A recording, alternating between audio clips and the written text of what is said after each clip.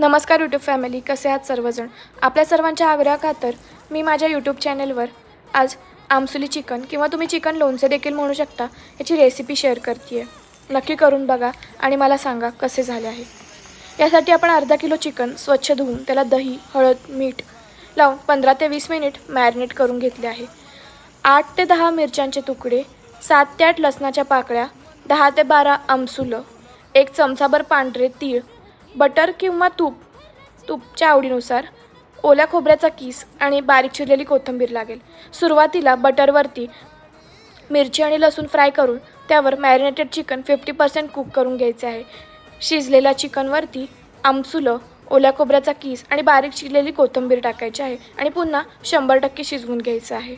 शिजल्यानंतर त्यावर पांढरे तीळ भुरभरून सर्व करण्यासाठी तयार आहे आपले चिकन लोणचे. स्टार्टर म्हणून ही डिश अतिशय सुंदर लागते. नक्की